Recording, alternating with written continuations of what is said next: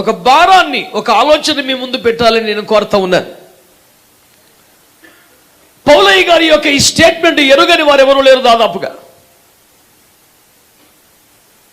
ఒక మహారక్షణ కొరకు, ఆత్మరక్షణ కొరకు దైవము చేత సిద్ధపరచబడ్డ ప్రణాళిక ఇక్కడ మనం చదివాం. ఏమిటది? వారు ప్రార్థన చేయకపోతే ఎట్లా రక్షించబడతారు? ప్రార్థన చేయాలంటే విశ్వాసం ఉండాలి కదా, విశ్వాసం రావాలంటే వినాలి కదా, ప్రకటించాలి కదా, పంపబడాలి కదా అంటూ ఆ చక్కని ప్రొసీజర్ని అపోస్తలుడైన పౌలు పునాది సిద్ధాంతములలో దేవుని చేత ఏర్పరచబడ్డ దైవజనుడు ఉపదేశం చేస్తున్నాడు. ఈ మొత్తం సీక్వెన్స్ని సమగ్రంగా చర్చకు చేపట్టి అంత సమయం ఇది కాదు కదా. ఒక ఆలోచన మాత్రం మీ దృష్టికి తీసుకొస్తున్నాను. ఏమంటే, ఒక ఆత్మ రక్షించబడాలి అనండి, అనండి. ఒక ఆత్మ రక్షించబడాలని ఏం చేయాలంటే బైబిల్ స్పష్టంగా చెబుతుంది, ఆ ఆత్మ యేసయ్యకు ప్రార్థన చేయాలి అనండి. ఆత్మ యేసయ్యకు.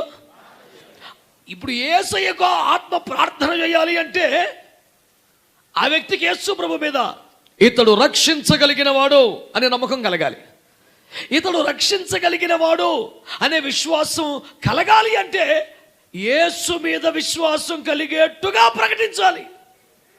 అలా ప్రకటించే వారిని ఇప్పుడు ఉన్న సంఘం లేపాలి, లోకంలోనికి పంపాలి. ఒక మంచి స్తోత్రం చెప్పండి. నేను క్లుప్తంగా 3 ముక్కల్లో చెప్పాలంటే, ప్రార్థిస్తే కానీ రక్షణ రాదు, ప్రార్థిస్తే కానీ రక్షణ రాదు. మరి రక్షణ పొందాలంటే ప్రార్థించాలి, ప్రార్థించాలంటే రక్షించగలవాడు ఇతడేనని యేసు మీద నమ్మకము కలిగేట్టుగా ప్రకటించేవారు కావాలి. అలా ప్రకటించే వారిని లేపే సంఘాలుగా మన సంఘాలు ఉండాలి. ఈ 3 మాటలు మాత్రమే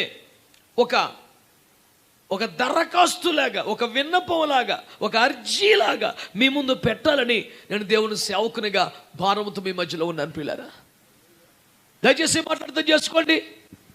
చెప్పడానికి విచారకరముగా ఉన్నప్పటికీ తప్పడం లేదు. చాలాసార్లు వేదికల మీద ప్రకటించబడుతున్న సువార్త యేసు మీద విశ్వాసం కలిగించేదిగా ఉండటం లేదు. ఈ భూమి మీద కొన్ని సమస్యల పరిష్కారానికి మహా అయితే ఆశ కల్పిస్తోందంతే. ఈ మాట చెప్పడం విచారకరమే కానీ తప్పడం లేదు. దయచేసి మాట వినాలి. అంటే సువార్త ప్రకటించబడుతుందంటే, ఒక ఆత్మరక్షణ కొరకు పరిచర్య ప్రారంభించబడిందంటే దాని అల్టిమేట్ గోల్ ఏంటంటే ఆ వ్యక్తి యేసుకు ప్రార్థన చేసేవాడిగా మార్చబడాలి. ఆ వ్యక్తి ప్రార్థన చేస్తే తప్ప రక్షణ రాదు. అంటే ఒక వ్యక్తిని యేసు దగ్గర మోకరించి ప్రార్థన చేసే వ్యక్తిగా తయారు చేయలేకపోతే నీ ప్రకటన గురిని చేరలేదని అర్థం. మిస్ఫైర్ అయిపోయింది. గురికి బారెడు దూరంలో ఎక్కడో పడిపోయింది వెళ్ళి. నువ్వు దాన్ని సంపాదించుకోగలగాలంటే ఒకే ఒక్క అవకాశం నీకుంది. నువ్వు ప్రార్థన చేసే వ్యక్తిగా తయారు చేయాలా. ఇప్పుడు చూడండి, ఈనాడు యేసును నమ్ముతున్న వారందరిలో ప్రార్థన చేసుకునే వారి కంటే ప్రార్థన సహాయం కోరేవారు ఎక్కువ. నేను తప్పు చెప్పానా?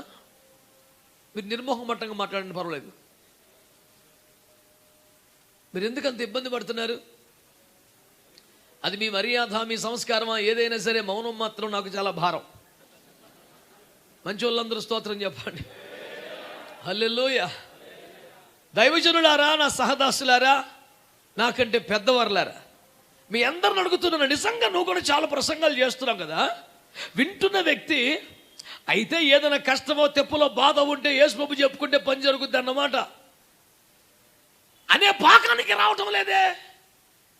ఓహో, ఈయనకి చెప్పుకుంటే జరుగుద్ది అనే పాకానికే వస్తుందంటే వేదిక మీద మనుషులు ఏమి ఎక్స్పోజ్ అవుతుంది? సిలువ వేయబడ్డ క్రీస్తు కాదు, మీ కొరకు ప్రయాసపడుతున్న ఒక వ్యక్తే ఎక్స్పోజ్ అవుతున్నాడా? I very sorry to say that. But నేను చెప్పకపోతే తప్పదు, ఇక చెప్పాల్సిందే. దేవునికి స్తోత్రం చెప్పండి. ఎందుకు బాగా బాధపడుతున్నారు చెప్పండి. హల్లెలూయా, హల్లెలూయా. ఏమండి, నేను ఒక మాట మాత్రం యథార్థంగా చెప్పగలను. 26 సంవత్సరాల సేవలో ఉన్నాను. 26 సంవత్సరాలు ఈ సేవలో జెఫన్యా వల్ల మనసు కష్టపడ్డ వాళ్ళు చాలా మంది ఉంటారు, కానీ నష్టపోయినాడు మాత్రం ఒకరు కూడా ఉండరు. నేను గ్యారెంటీగా రాసిస్తాను. మా జెఫన్యా వల్ల నష్టపోయాను రాసే ఛాన్సే లేదు. కష్టపడింది, మనసు గాయపడింది మాత్రం అవి పుష్కలంగా ఉంటాయి, అందులో అనుమానం ఏమి లేదు. ఇది మాత్రం సత్యం, దాన్ని ఏమి కవర్ చేసే పని ఏమి లేదు, అది నిజమే. ఎందుకంటే శుద్ధీకరణ వ్యవహారం ఎప్పుడూ కూడా స్తోత్రం ఇబ్బందిగానే ఉంటుందండి. స్వస్థత పరచు క్రమం ఎప్పుడు కూడా బాధాకరంగానే ఉంటుంది. ఇప్పుడు వైద్యులు కడుపులో నొప్పిగా ఉందని వెళితే ఒక వైద్యుడు వీడిని బల్లెక్కించి కడుపు అంతా నొక్కుతా ఉన్నాడు. నొప్పిగా ఉందంటే మరి నొక్కిరా నొప్పిరాదా ఏమన్నా వైద్యం అడిగితే ఎవరై అట్ట కాదు లేరా, నువ్వు తిన్నగా జవాబులు చెప్పు, పిచ్చి పిచ్చిగా మాట్లాడబాకని కోపడ్డాడు. స్వస్థపరచు విధానం అంతే, దేవునికి స్తోత్రం అనండి. కడుపులో ఏదో అనవసరమైన తయారైందని తొలగించాలి, చాలా నొప్పిగా ఉందంటే దాన్ని కొయ్యాలి కదా. అంచేత నేను చేస్తున్న మనవిని ఒక్కసారి గమనించాలి. ఈ రోజున ఒకే ఒక్క పాయింట్ నాది, స్వార్థ దేశములో ప్రకటించబడటం లేదు అందామా, పుష్కలంగా ప్రకటించబడుతోంది. వినువారందరికీ ప్రేయర్ రిక్వెస్ట్లు పంపే విశ్వాసం వస్తుంది తప్ప, త్వరగో పనవో సందా పంపే విశ్వాసం వస్తుంది తప్ప, అరే ప్రార్థనలు ఆలకించే దేవుడు ఒకడున్నాడు, ఆయన మరణమునే చంపి తిరిగి లేచిన సజీవుడట, ఆయన పేరు పెట్టి పిలిస్తే ఎవరికైనా పలుకుతాడట, ఆయన నిజముగా మొర్రపెట్టే వారికి సమీపస్తుడట, ఆయనకి ప్రత్యేకమైనటువంటి ముద్దు బిడ్డలు ఎవరూ లేరట, ఆయన పేరును పిలుచు ప్రతి వారికి కూడా ఆయన తప్పకుండా దర్శనమిస్తాడంట. తనను వెతకని వారికి దొరికిన దేవుడు ప్రార్థించు వారికి నిశ్చయముగా సమీపిస్తున్నట. నేను కూడా మోకరిస్తా, నేను కూడా ప్రార్థన చేస్తా, ఆయన కృపలో రక్షణ పొందుతా అనే విశ్వాసం విను వారికి ఎందుకు కలగటం లేదన్నది చర్చ.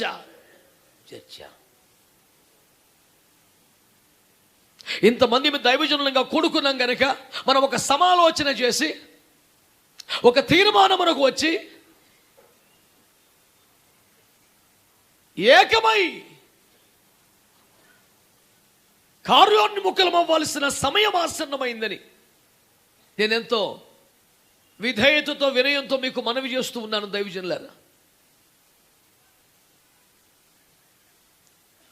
ఒకే ఒక మాట, మనము స్వార్థ ప్రకటన చేస్తే ఆ వ్యక్తికి యేసు మీద విశ్వాసం కలగాలి, పరలోకం మీద ఆశ కలగాలి. ఈ రెండు కలగనప్పుడు మనం టోటల్గా ఫెయిల్ అయిపోయినట్టు ఇంకేం మాట్లాడలేదు. యేసు మీద విశ్వాసం కలగాలి.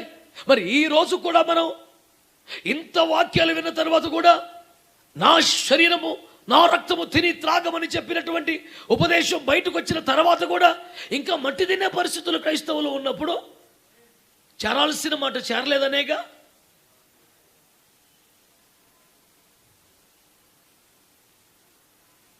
ప్రభు అయిన యేసునందు విశ్వాసం ఉంచము అప్పుడే రక్షణ అన్నమాట ఇంకా చేరకపోతే కదా ఏదో వస్త్రమునో ఏదో సీసానో నమ్మాల్సిన పరిస్థితి ఏర్పడటం. ఇందుచేతనే చాలా వేదనతో బాధతో ఈ మాట నేను ప్రకటిస్తున్నాను ప్రియులారా. వారు రక్షించబడాలంటే ప్రార్థన చేయాలి, ప్రార్థన చేయాలంటే విశ్వాసం రావాలి, విశ్వాసం రావాలంటే విశ్వాసం వచ్చేలాగా చెప్పాలి, యేసు మీద విశ్వాసం వచ్చేలాగే చెప్పాలి. అమ్మో ఇతడి దగ్గర విషయం ఉంది రోయ్, ఇతనికి చందా ఇస్తే మేలు కలుగుతుంది రోయ్, ఇతని దగ్గర విచితే మనకి లాభం కలుగుతుంది రోయ్, ఇతనికి ప్రేయర్ రిక్వెస్ట్ పంపితే అయినా మీకు అప్పుల సమస్యల కష్టముల వేదనల మాకు పంపండి ప్రార్థన చేస్తాం. ఇది ఎక్కడ పాలసీ అండి? పాలసీ ఏమిటంటే మోకరించు ప్రార్థన చేయి, తన యొద్దకొచ్చి వారిని యేసయ్య తృణీకరించేవాడు కాదు అని కదా చెప్పాలి.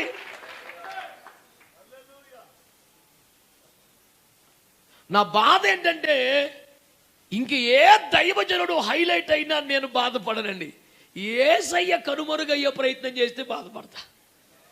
ఆయన తన సేవకులను కూడా ఘనపరచాలని మనసు కలిగిన వాడే, దానికి అభ్యంతరం లేదు. దేవునికి స్తోత్రం చెప్పండి, చెప్పండి గట్టిగా హల్లెలూయా. నన్ను ఘనపరచో, నేను ఘనపరుస్తానని ఎన్నడో వాగ్దానం చేసి పెట్టాడు ఆయన. భూమి మీద నీకు మంచి పేరును ఖ్యాతి రప్పిస్తానని అందరికీ వాగ్దానం చేసి పెట్టాడు ఆయన. బహుజనములకు నేను ఒక భూషణముగా కిరీటంగా మారుస్తానని వాగ్దానం చేసి పెట్టాడు ఆయన. జనముల మీద రాజ్యముల మీద అధిపతి కనిపిస్తానని వాగ్దానం చేశాడు. మన గౌరవానికి గాంధీకేం డోకా ఏం లేదు. అవన్నీ పుష్కలంగా వాగ్దానాలు ఉన్నాయి. కొత్తగా తిప్పలు పడక్కర్లేదు అని చెప్పేది. అది ఎక్కువ మంది ఆమె లేదు. హల్లెలూయా, హల్లెలూయా, హల్లెలూయా. మీరు స్తోత్రాలు చెప్తుంటే నాకు బలం ఎక్కువైపోయి అటు ఇటు తిరిగేస్తున్నాను. ఇప్పుడు దాకా నడవలేదు అసలు 3 రోజుల నుంచి. దేవునికి స్తోత్రం. అంతేగా, ఎందుకంటే నిన్న ఒక ఆయన అన్నాడు, యేసు రక్తమే జయము స్తుతి స్తోత్రమే బలమని. స్తోత్రం, హల్లెలూయా. అది నిజమే, నిజమే. అంచేత నేను మీ అందరినీ కోరుతున్నాను బిడ్డలారా, తక్కువ సమయంలో పెద్దేదో ఉపదేశం చెప్పాలనే వీరావేశ ప్రయత్నం ఏం కాదు, కానీ నా బాధ మీతో పంచుకుంటే అయ్యగారులు అందరూ మన్నిస్తారని, సర్లే బాయ్ ఆ రంగా చేద్దామని అని ఒక మాట అంటారని. అంతకని పెద్ద పెద్ద కోరికలు ఏమి లేవు. దేవునికి స్తోత్రం చెప్దామండి. హల్లెలూయా. ఇప్పటికే పోదు బాధలతో నీకు బాధపడబాగలాంటి చేద్దామలే ఊరుకో అని అంటే ఆనందంగా వెళ్ళిపోదామని తప్ప ఇంకేం లేదు. స్తోత్రం చెప్పండి గట్టిగా. హల్లెలూయా. దేవుని ప్రజలారా, దేవుని కృపలో 26 సంవత్సరాలు ఈ సేవలో దేవుడు ఎప్పుడు ఇటు పెట్ట చేతులు అడుక్కుంటాం. ఏం పెడతావు, ఏమి ఇస్తావు, ఈ దరిద్రం ఏమి లేకుండా ఒకటే కంప్లైంట్. విశాఖపట్నంలో కంప్లైంట్ ఏంటంటే నా మీద ఆయన ఎప్పుడు ఉండడని. ఇక మిగతా దేశం అంతా కంప్లైంట్ ఏంటంటే బాగానే చెప్తాడు కానీ కొంచెం గాయపడుతాడని. ఈ 2 పూర్తిగా నిజమని ఒప్పుకుంటాను.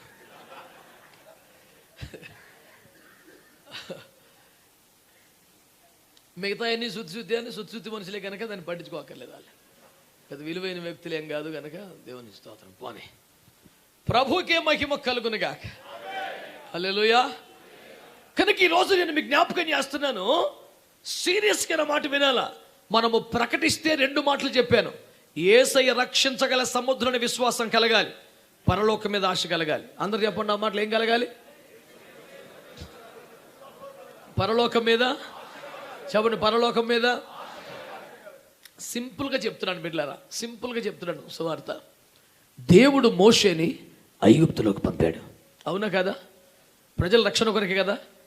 హలో, అంతే కదా. మౌన వ్రతం విడుదురుగాక, దయతో నోరు తెరుచుదురుగాక. ఎంతకన్నా పుణ్యమేం అక్కర్లేదు. దయచేసి వినండి ప్రియులారా.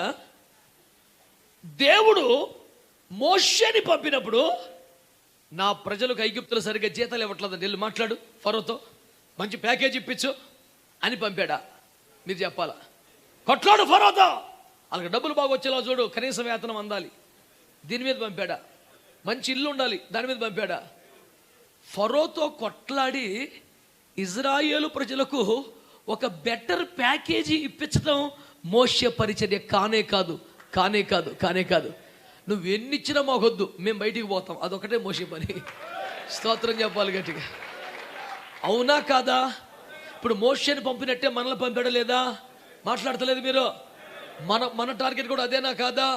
కాబట్టి మనం అందరం ఈ లోకంలో ప్రజలు దీవించబడే సేవ చేద్దామా, ఈ లోకంలో నుంచి అక్కడికి తీసుకెళ్లే సేవ చేద్దామా? మొత్తం మినిస్ట్రీ తేలిపోయింది. గట్టిగా సపోర్ట్ కొనండి ఇప్పుడు. ఇకంతే, ఇంకేమీ లేదు. ఐగుప్తుల వాళ్ళు మంచి ఇల్లు కట్టుకోవాలి ప్రభువా, ఐగుప్తుల వాళ్ళు 5 అంతస్తులు మేడ కట్టాలి ప్రభువా, ఐగుప్తులో ఫరో రాజ్యంలో 1 వరకు రావాలి ప్రభువా, ఆడికి అన్ని గుర్రాలు ఎందుకు, ఒక గుర్రం మా వాడికి ఇప్పించు ప్రభువా. అరే ఇదేం ప్రార్థన అండి? Which is absolutely non sense. మనం ఏం ప్రార్థన చేయాలంటే, ప్రభువా ఈ చేపలకి ఈ రుచికి మరికి ఇక్కడ ఉండిపోకూడదయ్యా, ఈ పిరమిడ్లు చూసి చెట్లు అవ్వకూడదు ప్రభువా, ఈ భవనాలు చూసి ఇక్కడ ఫిక్స్ అవ్వకూడదు ప్రభువా, వీళ్ళ స్వదేశం గుర్తుకు తెచ్చుకోవాలి ప్రభువా, వాగ్దాన దేశం గుర్తు రావాలి ప్రభువా, ఈ మాయలో పడిపోకూడదు ప్రభువా, ప్రజలు నీ వైపు తిరగాలయ్యా, వాగ్దాన దేశానికి రావాలయ్యా, నీవు ప్రమాణము చేసిన దగ్గరికి రావాలయ్యా, ఐగుప్తు మీద ఆశ చచ్చిపోవాలయ్యా, వాగ్దాన దేశం మీద కోరిక రగలాలయ్యా.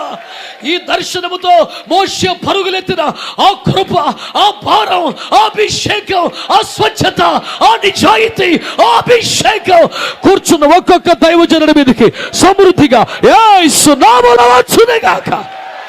ఒక్క నిమిషమైన ఆగకుండా చప్పట్లు కొడుతూ స్తుతించండి ప్రభువుని. మీకు తెలిసిన మాటలతో, మీకు తెలిసిన పదాలతో, దేవదూతల భాషలతో ఘనపరచండి ప్రభువుని. కృప కలుగునుగాక, కృప కలుగునుగాక. We need the same anointing which Moses had in those days. The same pardon.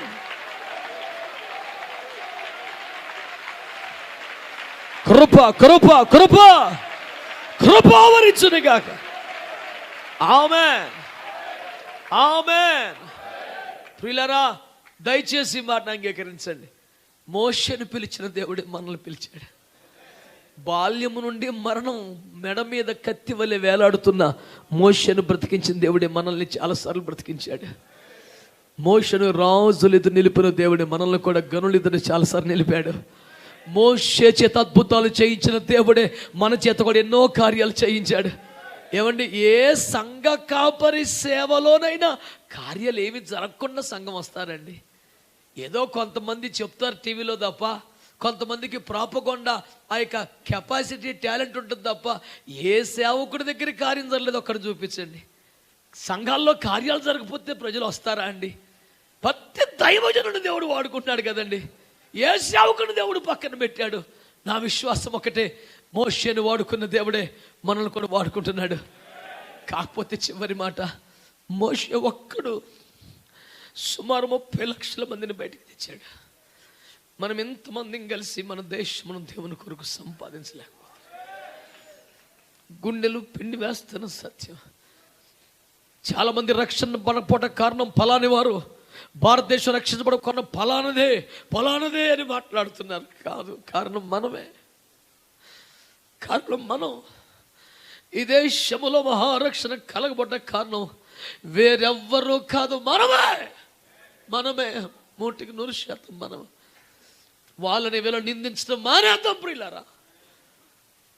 క్రైస్తవ్యం అంటే వారి మీద వేరే మీద నేరస్థాపన చేయటం కాదు, నిజంగా నేరస్తుల పాపాలు కూడా మీద వేసుకోవటం కదా క్రైస్తవ్యం అంటే. యేసే మనకు నేర్పింది అదే కదా. యాజకత్వంలో ప్రారంభం నుంచి ఉన్నది అదే కదా. పాపం చేసిన గొర్రె పిల్లలు తీసుకొచ్చి అప్పగిస్తాడు, ఆడు మంచి కూర్చుంటాడు. వాడి కోసం యజ్ఞం చేయవలసింది దైవజనుడేగా. ఆడు హాయిగా నిలబడతాడు. పాస్టర్ గారు, ఈ గొర్రె పిల్లలు తీసుకెళ్ళి చిన్న తప్పు చేసామా లేవా, చెయ్యి, నా కోసం ఏదైనా చెయ్యి అని గొర్రె పిల్ల మొఖాన పడేస్తే దాని కొరుకుడు ఉందా, పుండు ఉందా, స్రావం ఉందా చూసేది యాజకుడే. అది శుద్ధమైంది దగ్గర చూసేది యాజకుడే. బలిపీఠం తల నరికేది యాజకుడే. చర్మం తీసేది యాజకుడే. మురికి మస్టు మైల పడేసేది యాజకుడే. అగ్ని వచ్చేలాగా దాన్ని అర్పణ సిద్ధం చేసేది యాజకుడే. వచ్చిన అగ్నిలో కొంత నిప్పులు పట్టుకోవాలి ఒక పాత్రలో, ఈ రక్తం ఒక పాత్రలో పట్టుకోవాలా, బలిపీఠం కొమ్ముల మీద వేయాలా, ఆ పాపిష్టోడు చెవుల మీద వేయాలా, అగ్ని తీసుకెళ్ళి తోపేద మీద వేయాలా. ఈ తిప్పలన్నీ యాజకుడియే. ఇంకా ఏమన్నా లేట్ అయితే దేవుడు స్వరం సిరకు వచ్చేద్దాడికి. ఎవడాడు? ఆ పాపిష్టోడు బయట ఉంటాడు, గొర్రెపిల్ల ఇచ్చినోడు. ఏమయ్యా 20 ఏళ్ళ మట్టి యాజకత్వం చేస్తున్నాం, ఇంకా తెములుతలేదు పని, ఇంకా అవలేదా, ఏంట్రా నీ కంగారు ఏంట్రా అంటే, ఇంకో కమిట్మెంట్ ఉంది, నేను వెళ్ళాలా. మనుషుల నైజం అట్లా లేదు. చర్చికి వచ్చేది ఆడి కోసమే, ఎప్పుడైపోద్దా అని మనం ఇంకా తిరిగి చూస్తాడు ఆడు. నువ్వు నా కోసం వచ్చేవేట్రా, ఏ మంచి పాస్ గారికి టైం తెలుస్తా, నడిపింపు ఉండలేదు. నీ నడిపింపు స్పీడ్ ఎక్కువైపోయిందిరా. మారు మనసు పొందిన వాళ్ళందరూ స్తోత్రం చెప్పాలి. హల్లెలూయా. చాలా బాధ అయిపోతుంది నాకు ఇట్లాంటి మాటలు మాట్లాడితే. ఆడు పాపిష్టోడా, ఓ గొర్రె పిల్లలు ఇచ్చే, తొందరగా చేయవయా, ఏంట్రా నీ కంగారు. ఆ రోజు నుంచి ఈ రోజు వరకు దైవజనుడు పాపం చేసి భయం లేకుండా బలాదురు తిరిగేవాడు కోసం ఏడవటమే సేవకుడి పని. విగ్రహారాధన చేసి రకరకాలుగా దేవుడు కోపం ముట్టించిన ఇజ్రాయెల్లో ఆగి తిరుగుతున్నారు. అట్ట బాగలయ్యా, అట్ట క్షమించని అడ్డం పట్టి ఎడుతున్నాడు మోషే. అలానే ఉన్నారు. దేవుని కోపానికి కారణమైన ఇజ్రాయేలు బాగానే తిరుగుతున్నారు. వారి పాపము నేను ఒప్పుకొనుచున్నానని నెహెమ్యా ఎడుతున్నాడు. బబులోని చెరలో కూర్చున్న పెద్ద ఇబ్బంది లేకుండా బాగానే బతికేస్తున్నారు యూదులు. దానియేలు ఒకడే ఎడుతున్నాడు. స్తోత్రం చెప్పరే. ఐఎఫ్జేలో మనకున్న దర్శనం అదే. పాపం చేసేవాడికి భారం లేదు, వాడి కొరకు ప్రార్థిస్తున్న మనమే బాధ్యత తీసుకోవాలా. వాడి పాపాన్ని కూడా మనం ఒప్పుకోవాల్సింది పోయి మన లోపాన్ని వాళ్ళ మీద నెట్టేయడం ఏం క్రైస్తవం ఇద్దండి. ఫలాని వాళ్ళ వల్ల రక్షణ ఆలస్యం అవుతుంది, లేదో మన వల్లే మనమే ఎక్కడ మిస్ అవుతుందో మనకు తెలుసు కనుక సరి చేసుకుందాం. ఈరోజు సామూహికంగా, సార్వత్రికంగా వ్యక్తిగత బలహీనత లోపాలను ప్రస్తావన చేయటం వల్ల క్రైస్తవ సంఘం భారతదేశంలో ఎక్కడ వైఫల్యం చెందిందో ఆ సార్వత్రికమైన యూనివర్సల్ పాయింట్ అని చెబుతున్నాను. అదేమనగా సువార్త ప్రకటనే సరిగ్గా జరగట్లేదు. ఇది నా ఆరోపణగా తీసుకోవడం తప్పులేదు, నిజానికి అది నా ఆవేదన. It's my sincere observation from past 25 years. సువార్త ప్రకటనలోనే తేడా వచ్చింది. ఐగుప్తుకు వెళ్ళినటువంటి మోషే ఏం చేయాలి? గోషెన్ రాష్ట్రంలోకి వెళ్ళి, ప్రజలారా నేను ఫరోతో మాట్లాడతాను, మంచి ప్యాకేజ్ ఇప్పిస్తాను, ధైర్యంగా ఉండండి అని చెప్పచ్చా? చెప్పకూడదు. రేయ్, మీ ఇల్లు కట్టుకున్నా, సొంత జీతాలు డబ్బులు ఉన్నా ఫిక్స్ అవ్వకండి, బాగా బయటికి వెళ్ళాలి అని చెప్పాలి. ఫరో దగ్గరికి వెళ్ళి వదిలేయి, తీసుకెళ్ళిపోతాను అని చెప్పాలి. ఇంకోటి రాకూడదు. బంధించిన వాడికి ఏం చెప్పాలి? బంధించబడ్డ వాడికి ఏం చెప్పాలి? వదిలేయ నాడికి, వచ్చేయ నీడికి. ఇంకొక ముచ్చట చెప్తే కరెక్ట్ కాదు. స్తోత్రం చెప్పండి, చెప్పాలి గట్టిగా. ఆమేన్. రెండవ మాట జ్ఞాపకం చేస్తున్నానండి. ఎంతసేపు ఆశ కల్పించాల్సింది ఎక్కడ? చెప్పండి, అక్కడ వాగ్దాన దేశం మీద. బాగా వినండి, ఐగుప్తును వదలటం ఎంత ఇంపార్టెంటో అరణ్యంలో చావటం కూడా అంతే ఇంపార్టెంటా?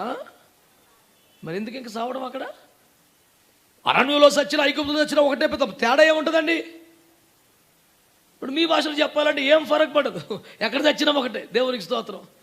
ఐగుప్తులు చచ్చిన ఒకటే, ఎడారిలో చచ్చినా చావటానికి ఏమైంది? ఐగుప్తుని విడిచిన వాడు వాగ్దాన దేశానికి రావాలి.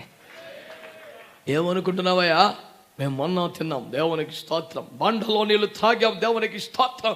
అయితే ఏమిటి, నీకు వాగ్దాన దేశం చేరే ఆత్మ ఉందా? ఈ స్తోత్రమేనా? ఉపయోగం ఏముంది మరి?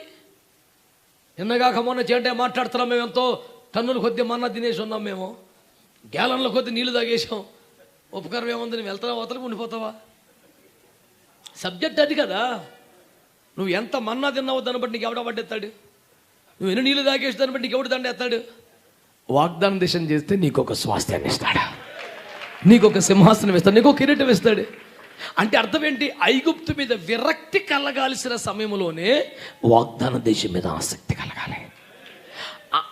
ఈ ప్రకటనలో అది ఉండాలి. అది నా బాధ. నీ బోధ విన్నవాడికి, ప్రకటన విన్నవాడికి లోకం మీద విరక్తి రావాలి, పరలోకం మీద ఆశ. ఇజ్రాయేలు ప్రజలకి ఐగుప్తు మీద విరక్తి వచ్చింది, కానీ వాగ్దాన దేశం మీద ఆశ రాలా. అందుకనే రూబనీయులు, గాదీయులు సంఖ్య 32 ఏమంటారు? అయ్యా, మాకు మందలు కలవు, ఇక్కడ పచ్చిక బాగున్నది, మేము యోర్దాను నది దాటి అవతలకి రాం, మాకు అసలు వాగ్దాన దేశం వద్దు, మాకు స్వాస్థ్యం వద్దు, ఇక్కడ ఉండిపోతాం. ఎంత పిచ్చండి! మీరు అడగండి, అందరూ ఇంటర్వ్యూ చేయండి, అందరూ ఇంటర్వ్యూ చేయండి. ఎవరైనా నాకు పరలోకం వద్దు అంటారా? నన్ను వద్దను పోతే అదే చాలు, అయ్యా నాకు ఎందుకు వద్దు పరలోకం. అందరిది అదే అప్లికేషన్ కదా. కానీ రూబేనీయులు, గాదీయులు ఏమంటారు తెలుసా? మాకు అక్కర్ల వాగ్దాన దేశం. మరి మీకు వాగ్దాన దేశం వద్దన్నారు అంటారు, పిచ్చి వల్ల మీరు. మరి మీకు ఏం కావాలి? గడ్డి. ఇక్కడ గడ్డి విస్తారం కూడా మాకు మందలు ఉన్నాయి. ఆ సంఘం పేరు గడ్డి సంఘం. రూబేనీయులు, గాదీయులు. ఏం పిచ్చి సార్ అది?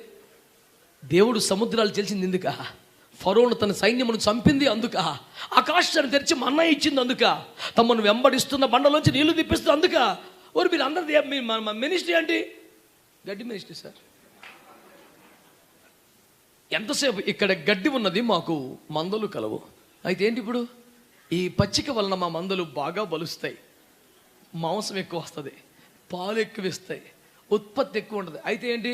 ఇంకేంటి చెప్పాలి? డబ్బులు ఎక్కువ వస్తాయి, అంతే. ఇప్పుడు ఆ గడ్డి వల్ల అల్టిమేట్ రిజల్ట్ ఏంటండి? అంటే ఇప్పుడు ఐగుప్తును దాటింది ఎందుకు? చెప్పరే. సముద్రాలు దాటింది ఎందుకు? ఎడారి దాటింది ఎందుకు? ఓరు నీ అద్భుతాలు, నీ ఆవేశం, నీ బోధ, నీ తెప్పలు, నీ మన్నా, నీ నీరు అన్ని టోటల్గా ఎక్కడికి కాన్సన్ట్రేషన్? మొత్తం పోయిందిగా. మన గురి తిన్నా తినపోయినా రోమ 14 ప్రకారం తినందున ఎక్కువ లేదు, తిననందున. ఇది పాయింట్ కాదు. ఎంత అద్భుతమైనటువంటి మనం. ఓకే, తెలుగు భాష తెలుగులో మాట్లాడి పర్లేదు. అది తెలుగో లేదు ఏదో అర్థం కాకుండా వింత వింత పదాలు వాడి ఏదోటి చేసి ఇంతకీ టార్గెట్ ఏంటి ఆయన? వాగ్దానం దేశం. ఆమేన్, ఆమేన్, ఆమేన్, ఆమేన్. నా బాధ బోధ ఒక్కటే, మన ప్రకటన ఐగుప్తు మీద విరక్తిని, పరలోకం మీద ఆసక్తిని కలిగించేలాగా ఉండాలి. అలా ప్రకటిస్తే వినేవాడికి విశ్వాసం వచ్చేస్తుంది. ఇక నేను కొండలు ఎక్కట తిప్పలు పడక్కర్లా, గంటలో తరబడి తంటాలు పడి కొండలు ఎక్కిన శ్రమ దండగే గుడిలో కొలువుండి గన్నములు తప్పించి అండగుండి యేసునాథుకు దండం పెట్టు అని అందరూ లైన్ పెట్టి కట్టేస్తారు. స్తోత్రం చెప్పండి. ఏదో డిగ్రీ చదువుకున్న రోజుల్లో సిఆర్రెడ్డి కాలేజీలో మ్యాగజైన్ కవితలు రాసేవాడిని. అందరూ యేసుప్రభు నమ్మహోం అంటే మ్యాగజైన్లు వేస్తారా కవిత? కాలేజ్ మ్యాగజైన్లో ఎయిర్గా తీసి పాడేస్తారు. ఏదో సెక్యులర్గా రాయాల, మనకు సెక్యులర్ మైండ్ లేదు, అంత యేసుప్రభు మైండే ఉంది. మరేట ఎట్టగట్ట రాయాలని గంటలు తరబడి తంటాలు పడి కొండలెక్కిన శ్రమదండగే గుండెలో కొలువుండి గండములు తప్పించండకుండి యేసునాథుకు దండం పెట్టని రాశాను. ఈ ఎడిటోరియల్ బోర్డు అందరూ చూసారు, అందులో యేసుప్రభు పేరు కనపడలేదు, ప్రింట్ వేసేసారు. యేసుప్రభు పేరు లేదు అందులో. అండగుండే అటు ఉంది, సు ఇక్కడ ఉంది, సందులు సమాసాలు అన్నీ మనయే. నేను చెప్పేది ఒకటే, ఈ దేశానికి వ్యతిరేకంగా తయారు చేయటం, ఆ దేశానికి అనుకూలంగా తయారు చేయటం ఇంత తుచ్చమైన చెత్త పని క్రైస్తవుడు ఎప్పుడు చేయడు, ఏ దైవజనుడు చేయడం. ఇది అబద్ధం, దుష్ప్రచారం, అపోహ, కావాలని చేస్తున్నటువంటి దుర్మార్గ ప్రచారం. క్రైస్తవుడు చేస్తున్న ప్రచారం ఏంటి తెలుసా? ఈ లోకం మీద విరక్తి కలిగేలా చేయాలని, పరలోకం మీద ఆసక్తి కలిగే చేయాలని ప్రయాసపడతాడు తప్ప భారతదేశానికి కానీ ఏ ప్రజ యొక్క ఏ దేశానికి వ్యతిరేకంగా ఎప్పుడు ఎక్కడ ఎవడో చెప్పడో. గట్టిగా స్తోత్రం చెప్పండి ఒకసారి. సింపుల్ లాజిక్ చెప్తానండి, పెద్ద పెద్ద తలకాయలు పగలగొట్టుకోక్కర్లా. మోషే తన జనుల కోసం అనండి. నెహేమియా, ఎస్తేరు, మొర్దెకై, దానియేలు, ఇర్మియా. మరి బైబిల్లో ఉన్న పరిశుద్ధులు తమ స్వజనుల కోసం ఏడితే మనం మాత్రం ఇంకోటి కూడా చూడతాం. బుద్ధి జ్ఞానం ఉంది ఎవరికైనా? అసలు ఆరోపణ చేయడానికైనా తలకాయ పని చేయాలి. బైబిల్ బోధ ఏంటంటే ప్రతివాడు తన జనము కోసం కష్టపడ్డారు.